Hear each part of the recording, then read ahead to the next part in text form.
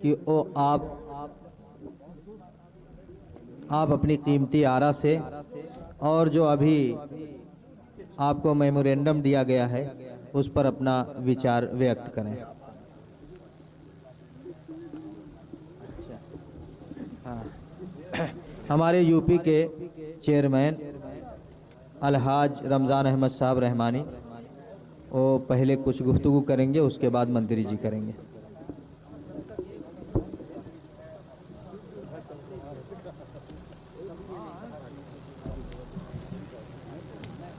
इस जलसे में आए हुए सभी मेहमान का मैं जो है स्वागत करता हूं। खास तौर से जो है राज्य मंत्री जो है राम आश्रय जी का जो है मैं बहुत आभारी हूं। इन्होंने इतने जो है बिजी होने के बाद भी अपना वक्त दिया। आज मैंने इनको कम से कम 3-4 बार मैंने जो है इनको फ़ोन किया और इनसे मैंने बात की।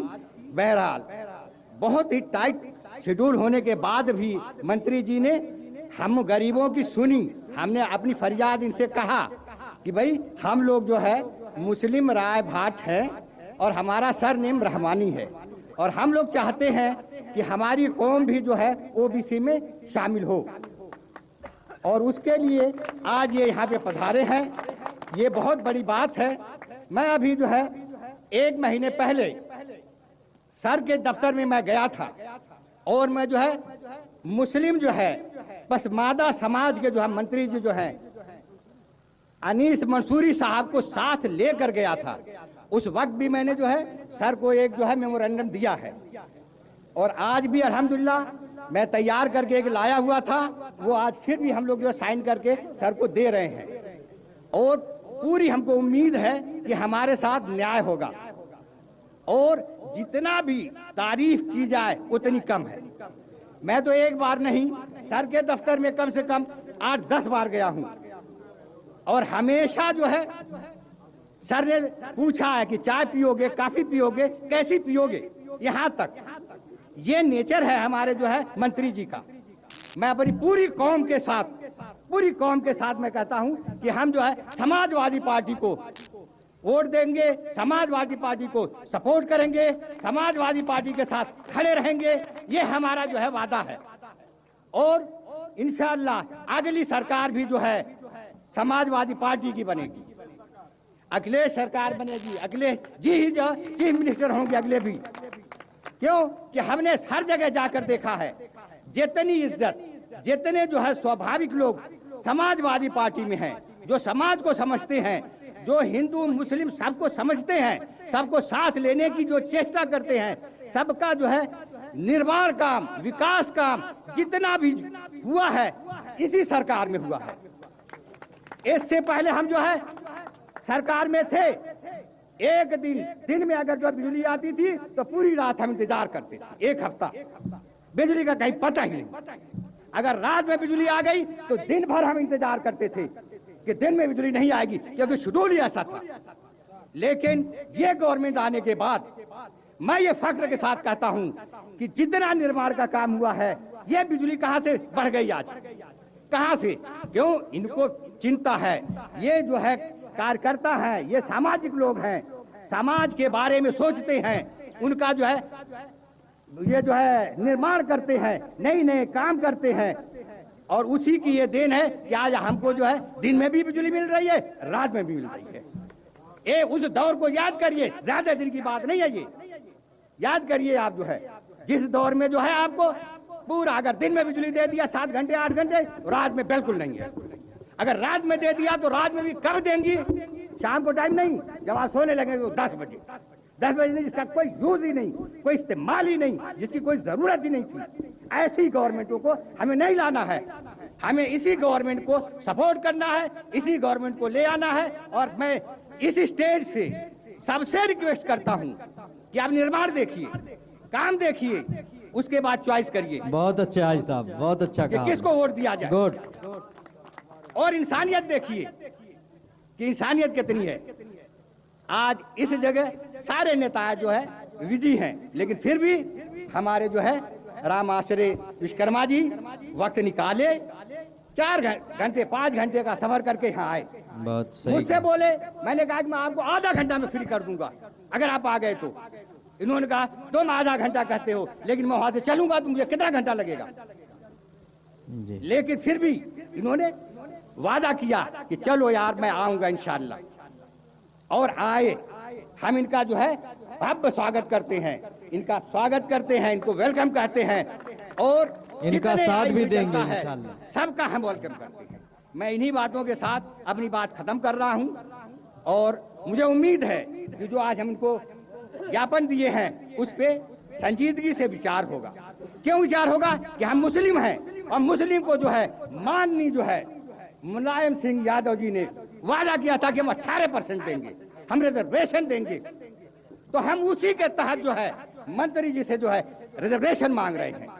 हम पिछड़े जाति वर्ग के लोग हैं, और पिछड़े वर्ग के होने के नाते हमारा हक बनता है कि हम अपनी बात मंत्री जी के सामने रखें, बहुत सही। हम बताएं कि हम लोग कौन हैं, और हमारा काम सामाजिक है। हम ऑल इंडिया रजिस्टर्ड हैं, हम जो है पब्लिक ट्रस्ट हैं, पब्लिक का काम करते हैं, हम इस्लामिक चीज़ों को लेके चलते हैं, हम धर्म का काम करते हैं, हम स्कूल का काम करते हैं, हम मस्जिद का काम करते हैं, हम बेवाओं की सूझबूझ लेते हैं, हम यतीमों की जो है हाल पूछते हैं, और हमारे जो है जनाब आली जो है प्रेसिडेंट साहब, सदर साहब, ये जो है सभी लोग जो उसमें हाथ बटाते हैं। हर आदमी, कुछ भी नहीं होता है, लेकिन इस नाम से कि फला आदमी अस्पताल में है, उसकी बिल हो गई है 50,000, वो नहीं भर पा रहा है, और हमारी बरादरी से है, पिछड़ी बरादरी से है, उसको क्या किया जाए? सब लोग दिल खोल कर जो है चंदा देते हैं, हम जाकर वहाँ पेमेंट करते हैं कि भाई इनको निकालो, छोड़ो, इनको क्यों बंद करके रखे हो? बहुत सही। इनके पास पैसा नहीं तो क्या करोगे? गिरवी रखोगे इन्हें? हमारी तंजीम जाती है वहाँ और पैसा देकर उनको वहाँ से रिलीज कराती है। तो हम कहीं भी सुनते हैं, चाहे वो बेवा हो, यतीम हो, शादी हो, ब्याह हो, स्कूल हो, मस्जिद हो, मदरसा हो, हर जगह हम लोग जो है हमारी तंजीम दिल खोलकर जो है साथ देती है। बस मैं इसके बाद आप सभी लोगों का स्वागत करता हूं, धन्यवाद करता हूं, और हमारी बिरादरी के जो खास तौर से गोरखपुर से आए हैं, स्टेट बैंक मैनेजर साहब आए बहुत हैं, अच्छा। अनवर साहब, मैं उनका स्वागत करता हूं। लखनऊ से हमारे जो है हारून साहब आए हैं, उनका मैं स्वागत करता हूं। सचिवालय में रहते हैं। सचिवालय में काम करते हैं, मैं इनका स्वागत करता हूं। और हमारे लोग जो हैं आए हुए हैं, ये जो है सुल्तानपुर से, फैजाबाद से, गोरखपुर से, प्रतापगढ़ से, बंबई से, जौनपुर से, हर जगह से जो लोग आए हैं बिरादरी के, हर का मैं जो है स्वागत करता हूं, वेलकम कहता हूं, और उनको खुश आमदीद करता हूं। भाई इसके ही बाद मैं अपनी बात खत्म करता हूं। शुक्रिया। ओके, धन्यवाद। ये थे हाजी रमजान साहब, चेयरमैन उत्तर प्रदेश। मंत्री जी हमारे पड़ोसी हैं, मदरसे के भी, गांव के भी पड़ोसी हैं, और हमारे एक फ़ोन पर पिछली मरतबा हमारे प्रोग्राम में इन्होंने 5-6 घंटे का वक्त दिया। मैं उनका पहले दिन का शुक्रिया अदा करता हूं। आज भी मैं 3 दिन पहले फ़ोन करके बिल्कुल मुतमईन था कि मंत्री जी मेरे यहाँ आएंगे ज़रूर, और आज मैंने फ़ोन किया तो कहा दूर हूँ, मैं लखनऊ हूँ, क्या आपके प्रोग्राम में पहुँच सकूँगा? मैंने कहा प्रोग्राम उम्मीद है कि 3 बजे रात तक चलेगा, और अगर नहीं भी चलता तब भी हम कुछ लोगों को रोके रहेंगे, वो आएंगे, और आपका प्रोग्राम आप आइए, लोग सुनेंगे आपको। मंत्री जी आए, इनका तहे दिल से शुक्रिया अदा करते हैं, और ये उम्मीद करते हैं कि एक पड़ोसी होने की हैसियत से फिर मैं अभी, पहले तो मैं सफाई मिजाजन था, लेकिन थोड़ा सा कन्फ्यूज़न था, इसलिए मैंने अभी जल्दी अतरौलिया में ज्वाइन किया है, तो मंत्री जी ने माला वाला भी पहनाया है, बलराम साहब ने, मंत्री जी ने, दुर्गा यादव जी ने। बहरहाल मैं इन तमाम हवालों से ये उम्मीद करता हूं कि मंत्री जी हमारे रहमानी कौमी एकता संघ के ताल्लुक से जो अभी लेटर दिया गया है सदर और चेयरमैन की तरफ से, और हमारे दीगर लोगों ने दस्तखत उस पर की है, ऑल इंडिया लेवल के जो लोग हैं ओहदेदारान की रिजर्वेशन मिलना चाहिए, और उसमें जो नाम दिया है बिलखुसूस, बहुत सारे लोग मंत्री जी आपके यहाँ दिए होंगे लेटर, लेकिन इसी नाम से होना चाहिए। इसकी मैं पड़ोसी होने की हैसियत से, ताल्लुकाती होने की हैसियत से, और फिर मैं पार्टी का एक सदस्य हूं उसकी हैसियत से आपसे अपील करता हूं। मैं बहुत बड़ी कुर्बानी दिया हूं श्याम बहादुर जी के लिए और आदिल साहब के लिए, और दीगर सीटों पर भी मेहनत करता हूं। मेरे लोग सब यहाँ जमा हैं। अभी वादा किया चेयरमैन साहब मेहनत करेंगे, मैं मेहनत करूँगा, और मेरे ऑल इंडिया ओहदेदारान भी मेहनत करेंगे, ये मजमा भी मेहनत करेगा सभा पार्टी के लिए। आप इसी वक्त ऐलान कर देंगे, बड़ी मेहरबानी होगी।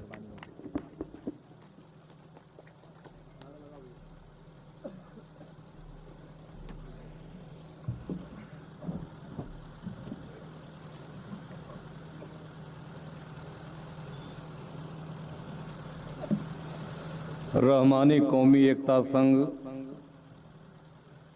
के द्वारा आयोजित कार्यक्रम के अध्यक्ष जी अलहाज रमजान साहब, मोहम्मद असद रहमानी जी, मौलवी महफूज अहमद जी, सलीम अहमद रहमानी जी, मोहम्मद गुड्डू रहमानी जी, हारून अनवर साहब, अफजल शहर आलम रहमानी जी, करीम साकिर हमजापुर पठान जी और मंच पर उपस्थित रहमानी कौम के देश और प्रदेश के सभी सम्मानित नेतागण, सभी सम्मानित मौलवी और विद्वानगण और यहाँ पर आए हुए सभी सम्मानित भाइयों, ये आपका राष्ट्रीय स्तर का रहमानी समाज का सम्मेलन है और हम समझते हैं कि दिन से ही आपने समाज के कौम के बारे में, उनकी सामाजिक हैसियत के बारे में, शिक्षा के बारे में, राजनीति के बारे में और तमाम मुद्दों पर यहाँ पर चर्चा किया होगा और हो सकता है कि कुछ प्रस्ताव आपने बनाए होंगे, मुझे अभी उसकी जानकारी नहीं है। लेकिन मेरे सामने जो प्रस्ताव आया है, एक तो हमारे आयोग से संबंध में ही प्रस्ताव आया है कि राय भट्ट रहमानी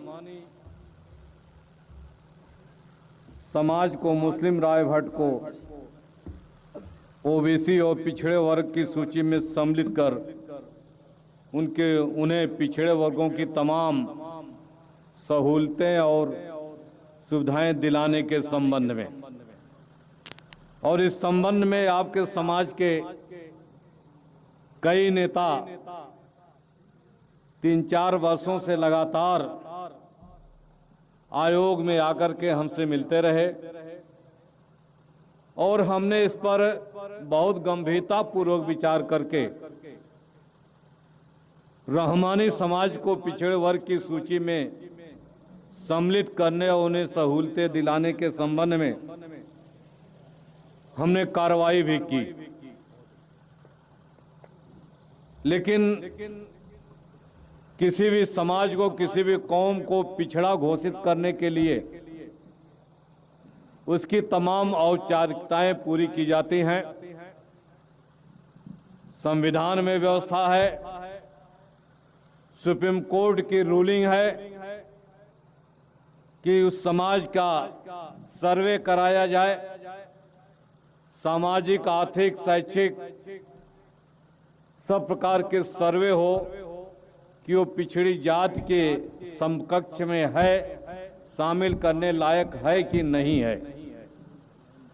और इसको हमने प्राथमिकता के आधार पर सर्वे करने के लिए हमने टीम गठित करने का काम कर दिया।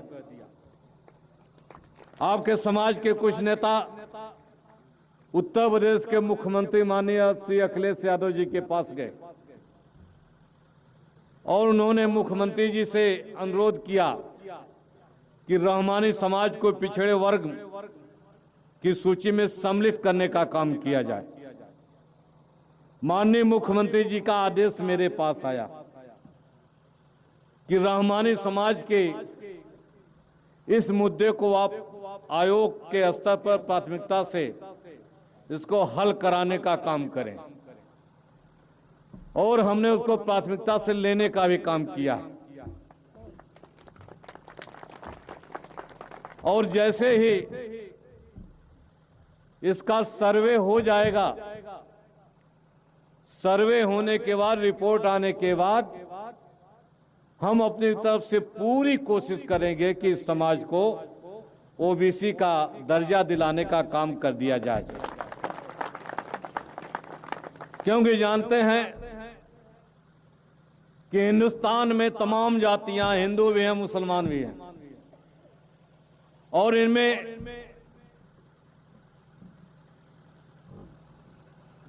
इन जातियों में कम से कम आज की तारीख में उत्तर प्रदेश में 79 जात को पिछड़ी जात की सूची में सम्मिलित करने का काम किया गया है, और इनमें करीब 35 से लेकर के 36 या 38 तक आपके मुस्लिम समाज के लोग हैं जिनको ओबीसी का दर्जा देने का काम किया गया है। ऐसा ही नहीं है कि पूरे हिंदू को ही ओबीसी का दर्जा दिया गया है, आपके समाज के भी तमाम लोग हैं जिनको ओबीसी का दर्जा देने का काम किया गया है, ताकि इस समाज के लोग अपनी सामाजिक हैसियत बढ़ा सकें, इनके लड़कों को पढ़ाई लिखाई और नौकरी का इंतजाम हो सके, बेहतर इंतजाम हो सके, आर्थिक रूप से भी मजबूत हो सकें, और राजनीति के क्षेत्र में भी इनकी हिस्सेदारी हो सके। ये तमाम चीजें हैं जिसको लेकर के राज्य पिछड़ा वर्ग आयोग, जिसके अध्यक्ष हम बनाए गए हैं समाजवादी पार्टी के तरफ से, माननीय मुलायम सिंह यादव जी की तरफ से, और उत्तर प्रदेश के मुख्यमंत्री माननीय श्री अखिलेश यादव जी ने हमें बनाने का काम किया है। हम लगातार पिछड़े वर्गों की समस्याओं को लेकर के लगातार इनका समाधान निकालने का काम करते रहते हैं, चाहे इनके आरक्षण का सवाल हो, नौकरी का सवाल हो, कहीं भी आरक्षण के तहत अगर इनके नौकरी देने में अगर इनकी उपेक्षा की जाती है तो निश्चित रूप से अगर वो व्यक्ति आयोग में आता है, हमें जानकारी देने का काम करता है, तो हम उस विभाग के प्रमुख सचिव को बुला करके तलब करने का काम करते हैं और आरक्षण के तहत नौकरी देने का भी, दिलाने का भी आदेश देने का काम करते हैं, और जो अधिकारी गड़बड़ी करता है या आरक्षण का उल्लंघन करता है उसको खिलाफ कड़ी से कड़ी कार्रवाई भी करने का काम हम आयोग से करते हैं।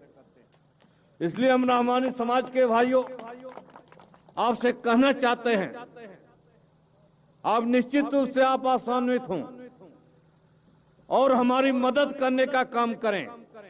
निश्चित रूप से हम आपको पूरा का पूरा न्याय दिलाने का काम करेंगे। जहां तक आपका रिजर्वेशन का सवाल है,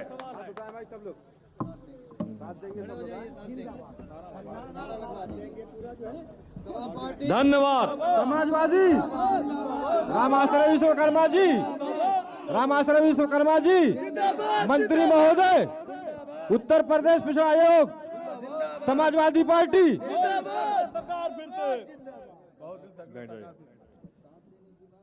आप लोगों को बहुत बहुत धन्यवाद। जहां तक रिजर्वेशन का सवाल आपने उठाया, ये बात सही है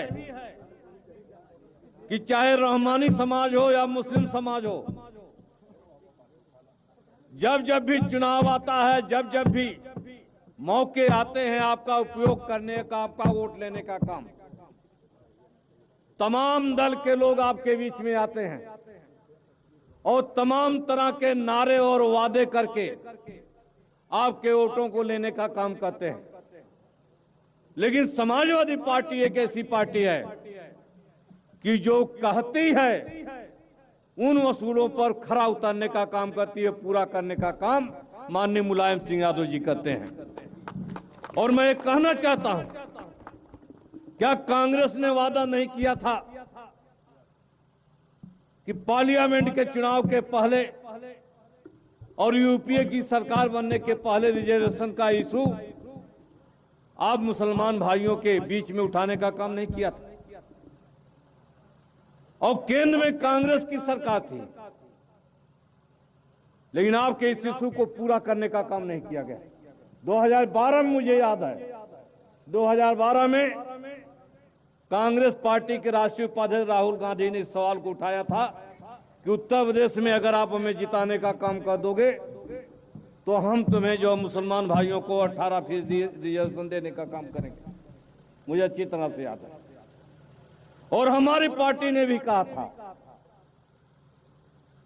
कि हम आपको रिजर्वेशन देंगे, क्योंकि सच्चर कमेटी की रिपोर्ट जो बताई है, सच्चर कमेटी की रिपोर्ट ने पूरे हिंदुस्तान के मुसलमान भाइयों की सारी पोल खोल करके रख दी है कि मुसलमान भाई ये जो समाजवादी पार्टी, सामाजिक रूप से, माननीय अध्यक्ष जी, आर्थिक रूप से, समाजवादी पार्टी, मुख्यमंत्री अखिलेश यादव सामाजिक रूप से, आर्थिक रूप से सबसे पिछड़ा हुआ मुसलमान है। इनका आर्थिक स्थिति नहीं ठीक है, पढ़ाई लिखाई का कोई इंतजाम नहीं है, इनके लड़कों की पढ़ाई लिखाई नहीं हो पा रही, इन्हें नौकरी का कोई इंतजाम नहीं है, और इनकी माली हालत इतनी दयनीय है कि जितनी दयनीय स्थिति दलितों की नहीं है, उससे ज्यादा हमारे मुसलमान भाइयों की स्थिति है। ये है, ये सच्चर कमेटी की रिपोर्ट ने बताई। और इस रिपोर्ट को हिंदुस्तान की पार्लियामेंट में जब हमारे नेता माननीय मुलायम सिंह यादव जी ने उठाने का काम किया, कांग्रेस की यूपीए की सरकार थी, मनमोहन सिंह जी देश के प्रधानमंत्री थे, और कहा प्रधानमंत्री जी सच्चर कमेटी की रिपोर्ट आ चुकी है, आप पार्लियामेंट में रख करके उस पर बहस कराइए और मुसलमान भाइयों को उनको जो है उनको रिजर्वेशन से लेकर के वो तमाम सुविधाएं देने का काम करिए, ताकि इस देश का मुसलमान मजबूत होकर के वो देश की मुख्य धारा से जुड़ने का काम कर सके और सबकी बराबरी में सम्मान के साथ समाजवादी पार्टी, वो हक हासिल करने का काम कर सके। समाजवादी पार्टी, मुलायम सिंह यादव। लेकिन कहना चाहता हूं कि क्या यूपीए के सरकार ने सच्चर कमेटी की रिपोर्ट को नहीं लागू करने का काम किया? पूछना चाहते हैं। हमारे नेता मुलायम सिंह यादव जी ने कहा था कि उत्तर प्रदेश में हमारी सरकार बनेगी, दिल्ली में हमारी सरकार बनेगी, हम सच्चर कमेटी की पूरी रिपोर्ट को लागू करने का काम करेंगे। लेकिन साथियों, 2014 में लोकसभा के चुनाव में जिस तरह का हालात हुए वो आपसे छिपी नहीं है कि समाजवादी पार्टी सीटें नहीं जीत पाई। आपको बताना चाहते हैं, हमारी सरकार दिल्ली में नहीं बन पाई, और हम सच्चर कमेटी की रिपोर्ट जो मुसलमान भाइयों से वादा की थी उसको लागू करने का काम इसलिए नहीं कर पाए कि दिल्ली में हमारी सरकार नहीं बन पाई। हमारे नेता माननीय मुलायम सिंह यादव जी ने कहा दिल्ली में हमारी सरकार नहीं है, लेकिन उत्तर प्रदेश में हमारी सरकार है। और उन्होंने कहा कि आरक्षण का मुद्दा ये केंद्र सरकार का है, पार्लियामेंट से विधेयक पास कराया जाएगा और उसके बाद कानून बनाया जाएगा। हमारी दिल्ली में ताकत नहीं है। उत्तर प्रदेश की सरकार रिजर्वेशन के मुद्दे पर कानून नहीं बना सकती है, ये उत्तर प्रदेश की सरकार नहीं लागू कर सकती है, ये दिल्ली की सरकार लागू कर सकती है।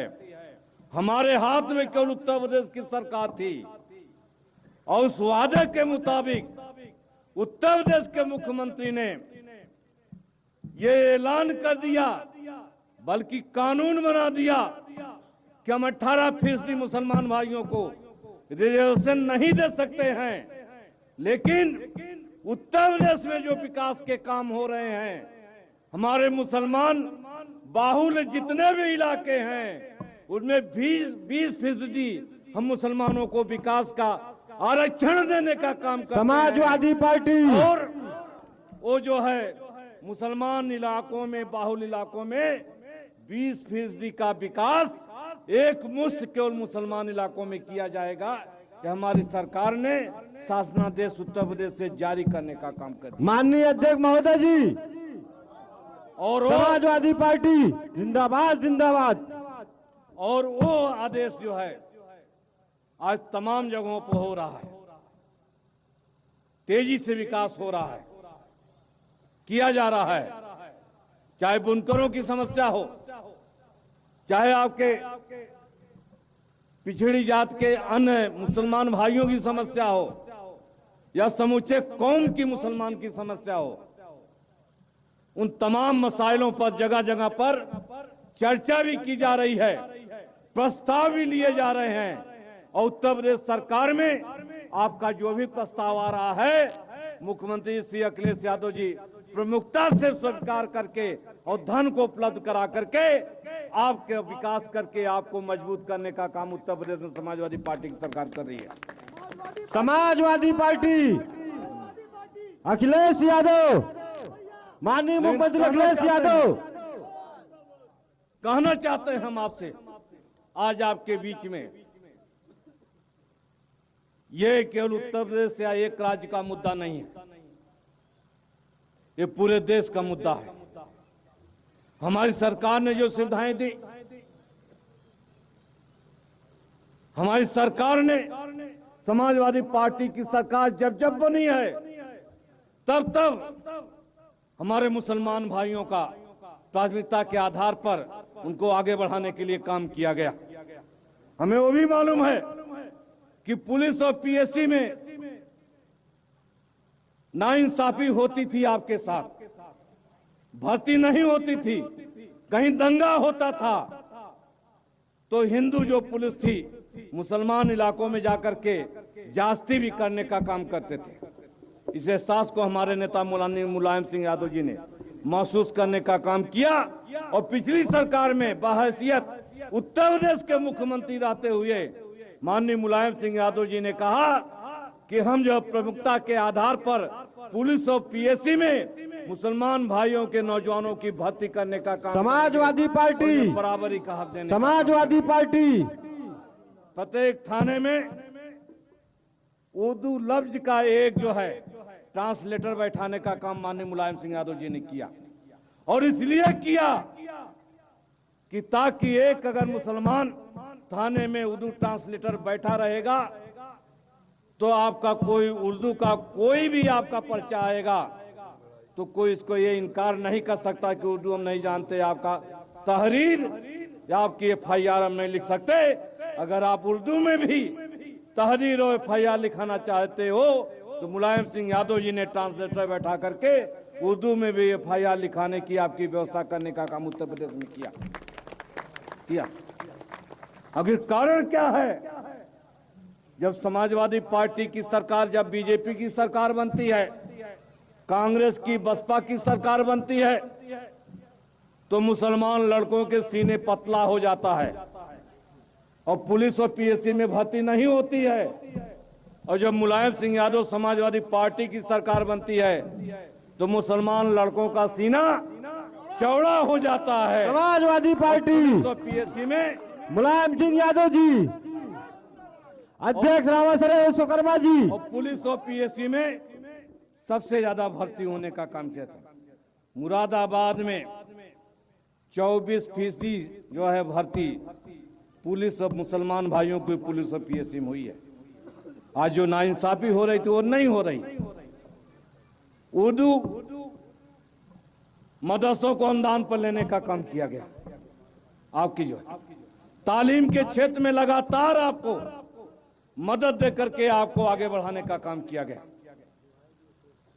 और इतना ही नहीं, आपके तमाम क्षेत्रों में प्राथमिकता के आधार पर हमारी सरकार ने आपके जो जो प्रस्ताव आए उन सारे प्रस्तावों को प्रमुखता से उसको हल करने का काम हमारी सरकार, हम सरकार में बैठे हुए हम जानते हैं, आपका प्राथमिकता से उसको हल करने का काम किया गया।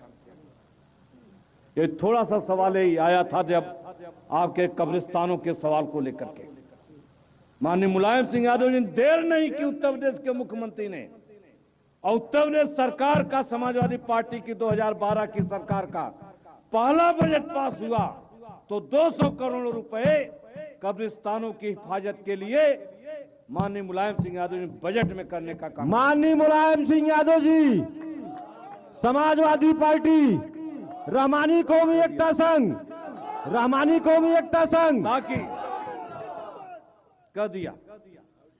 हमारे जो हज जाने वाले भाई थे, आप बता दो कि प्राथमिकता के आधार पर आपको नोएडा और लखनऊ में हज हाउस बना करके आपको तमाम सुविधाएं देने का काम किया। आरोप लगा हमारे ऊपर, आरोप लगा मुलायम सिंह यादव के ऊपर, माननीय अखिलेश यादव जी के ऊपर कि ये सरकार मुसलमानों को विशेष सुविधाएं देने का काम कर रही है।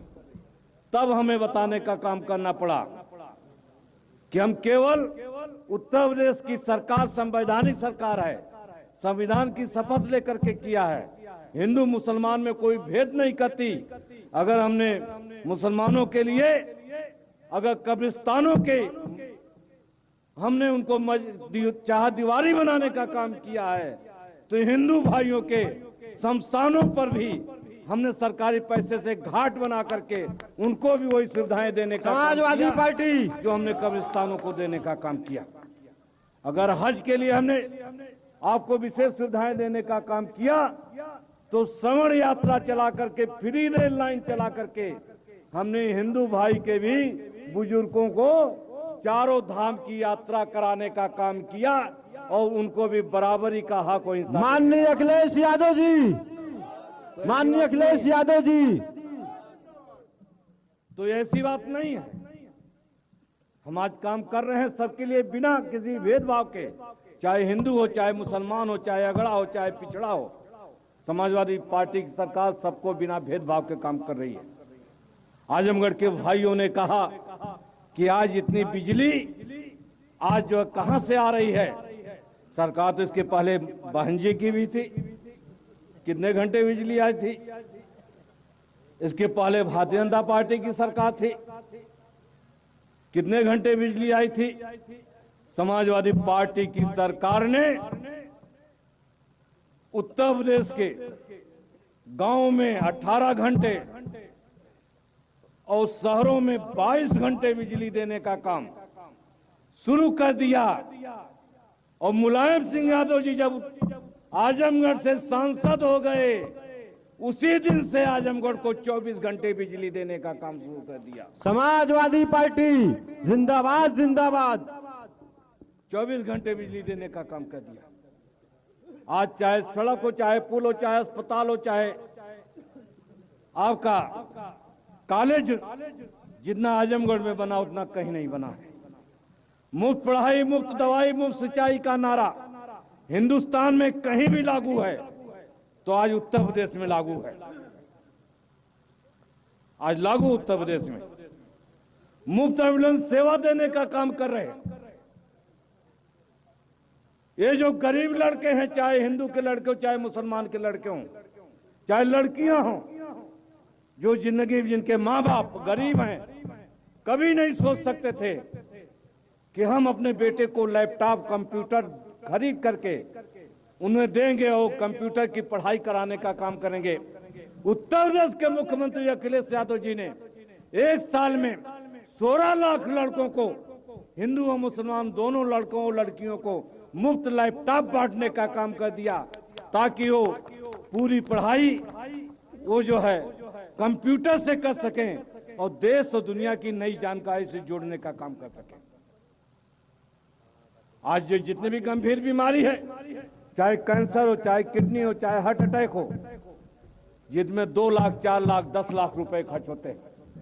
और सच्चाई है कि हमारे जैसे लोगों के पास भी इतना पैसा, अगर कोई बीमार का एक पड़ जाए, इतना पैसा नहीं है कि हम अपने परिवार का इलाज 4 लाख, 10 लाख रुपया लगा खर्च कर सके।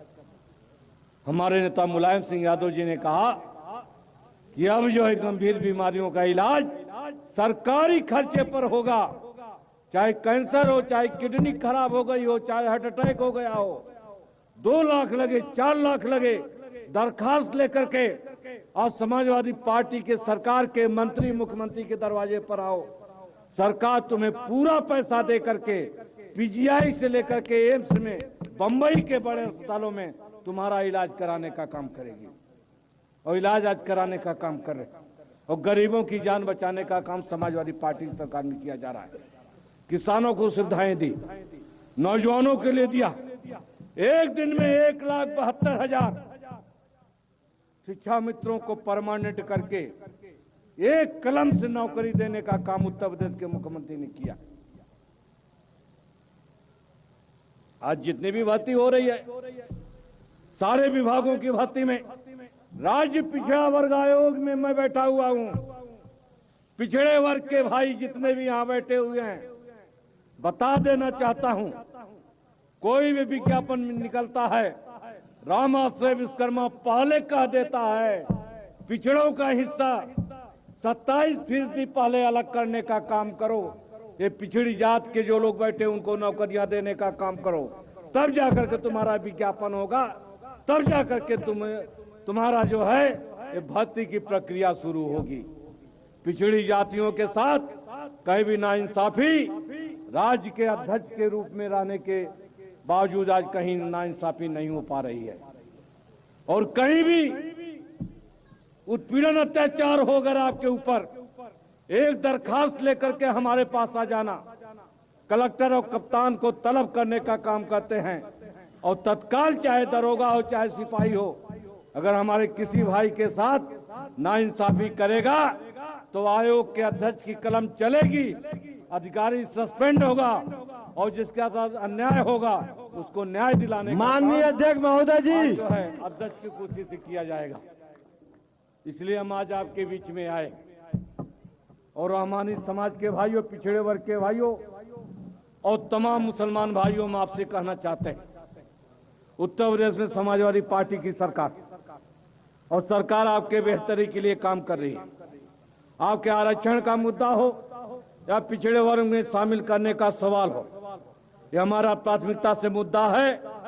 और जो है हम कोशिश करेंगे कि प्राथमिकता के आधार पर सर्वे रिपोर्ट केवल आपके पक्ष में आ जाए, हम तुरंत रिकमेंडेशन करने में कोई देर लगाने का काम नहीं करेंगे, और आपको जो है उनमें पूरा का पूरा आपको इंसाफ और हक और अधिकार दिलाने का काम समाजवादी पार्टी की सरकार में माननीय मुख्यमंत्री अखिलेश यादव जी, माननीय मुलायम सिंह जी और हम सभी लोग आपको पूरा का पूरा इंसाफ और आपका हक और अधिकार देने का काम करेंगे। इसलिए इस अवसर पर हम आपका आभार प्रकट करते हैं और कहना चाहते हैं कि आपने हमें बुलाया। निश्चित रूप से हम जो है आपको निराश नहीं करेंगे, लेकिन कहना चाहते हैं कि हमारी सरकार ने जो काम किया है और हम लोगों ने जो काम किया है, इस काम को लेकर के आप जनता के बीच में जाइए, और अगली सरकार हमारी समाजवादी पार्टी की फिर बनाने का काम कर दीजिए। अखिलेश यादव जी को उत्तर प्रदेश का मुख्यमंत्री 2017 में फिर बना दीजिए। निश्चित रूप से हम आपकी पूरी की पूरी सेवा करने का काम करेंगे। बहुत बहुत धन्यवाद, शुक्रिया, खुदा हाफिज। अभी आपके सामने थे पिछड़ा वर्ग आयोग के अध्यक्ष राज्य मंत्री माननीय अध्यक्ष जी, जिन्होंने एक बेहतरीन भाषण, तकरीर और आश्वासन हम सारे लोगों को दिया। हमारे समाज के लोग चूँकि यहाँ 4-5 बजे से इकट्ठा हैं, इसलिए कुछ जा भी चुके हैं। बहुत बड़ी संख्या में पूरा पंडाल भरा हुआ था, लेकिन आज जो लोग भी हमारे साथ यहाँ पे सुने हैं अध्यक्ष जी की बात को, मुझे उम्मीद है कि इस बात पे लोग अमल करेंगे और इस बात को जन जन तक पहुँचाएंगे। यहाँ पे आए हुए हमारे मंत्री जनाब विश्वकर्मा जी का बहुत बहुत हार्दिक अभिनंदन है। तमाम पदाधिकारियों की तरफ से, तमाम कार्यकर्ताओं की तरफ से, मदरसा इब्राहिमिया की तरफ से, तमाम लोगों का आए हुए लोगों का हार्दिक अभिनंदन और स्वागत है। और मैं प्रोग्राम को थोड़े टाइम के लिए विराम देता हूं यहाँ पे। उसके बाद कुछ खाने पीने का प्रोग्राम है। सब लोग खाना पीना खाने के बाद फिर बैठेगी रामानी कौमी एकता संघ की कार्यकारिणी। उसमें कुछ बातें पे प्रस्ताव पास किया जाएगा, कुछ विचार विमर्श किया जाएगा, तो इसी बातों के साथ अध्यक्ष जी के भाषण के बाद इस प्रोग्राम का अख्ताम किया जा रहा है। जय हिंद, जय उत्तर प्रदेश।